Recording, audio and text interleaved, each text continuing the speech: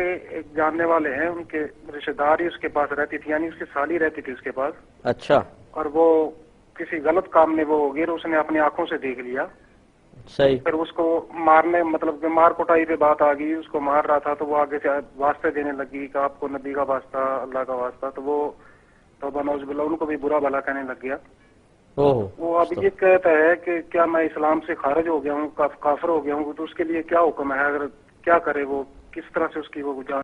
دیکھیے، اسی لیے کہا جاتا ہے کہ انسان کو چاہیے کہ اپنی کیفیات پر غالب آنے کی کوشش کرتا رہے. یہ سب دیکھنے والوں کو ہمارا مشورہ ہے کہ آپ حتی الامکان اس کی باقاعدہ پریکٹس کریں کہ اپنی کیفیات پر غالب آنا سیکھیں. جو شخص اپنی کیفیات پر غالب آنا سیکھ لے گا وہ بہت حد تک اس قسم کے معاملات میں کفر سے، بدعت سے اور اس طرح کے ناجائز امور سے، ظلم سے محفوظ رہے گا. کیفیات پہ غالب آنے کا مطلب، مثال کے طور پر آپ کا دل چاہ رہا ہے کہ میں اس وقت ٹھنڈی چیز پیوں یا کھاؤں، آپ اپنے آپ کو روک لیں. یا آپ نے خواہش کو روکا، ایک دل میں ایک کیفیت تھی، ایک جذبہ تھا، آپ نے اس کو روک لیا. اس طرح کسی چیز پر خوشی محسوس ہونے لگی، آپ کبھی کبھار ایسا کریں کہ اس پہ اپنے آپ کو روک کر اظہار خوشی سے اپنے آپ کو روک لیں. کبھی غصہ آیا، آپ غصے کی کیفیت پہ قابو پانے کی کوشش کریں. کبھی بہت زیادہ غم ہے، خامخواہ ہنسیں اور لوگوں کے سامنے خوش رہنے کی کوشش کریں اور اس غم کی کیفیت پر غالب آنا سیکھیں.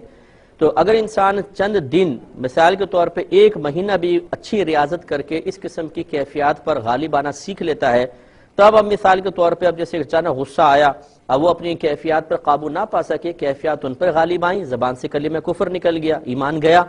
اب ان کو تجدید ایمان، تجدید نکاح کرنا پڑے گا. اگر یہ پہلے سے ہی اپنی کیفیات پہ غالب ہونے کے عادی ہوتے تو اس طریقے کا معاملہ نہ ہوتا.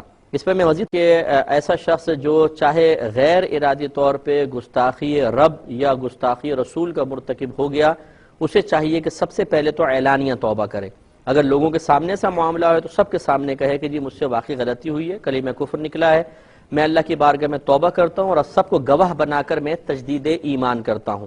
اس کے بعد وہ پہلا اور دوسرا کلمہ پڑھ لے، ترجمہ بھی اس کے ذہن میں ہونا چاہیے، تو الحمدللہ یہ دوبارہ صاحب ایمان ہو جائے گا. اور اگر یہ شادی شدہ تھے تو ان کو چاہیے کہ 2 عاقل بالغ گواہوں کی موجودگی میں دوبارہ ایجاب و قبول کریں، یعنی اپنی زوجہ سے دوبارہ نکاح کریں. اور اس کے لیے کوئی بڑے اہتمام کی حاجت نہیں، کسی نکاح خواں یا قاضی صاحب کو بلانے کی حاجت نہیں ہے. 2 گواہ بٹھائیں، زوجہ سامنے بیٹھیں، یہ یہاں بیٹھیں. ان کی زوجہ ان سے کہیں کہ میں آپ کو اجازت دیتی ہوں کہ آپ میرا نکاح اپنے ساتھ کر لیں. بس ایک دفعہ کہیں اور یہ جواب میں کہیں کہ میں نے تمہارا نکاح اپنے ساتھ کیا، بس ہو گیا. یہ 2 جملے کہنے ہیں، لیکن ضرور کریں تجدید ایمان اور تجدید نکاح. اس کے علاوہ جتنے ہمارے دیکھنے والے بھائی بہن ہیں وہ بھی احتیاطاً رات کو سونے سے پہلے کم از کم تجدید ایمان کر لیا کریں.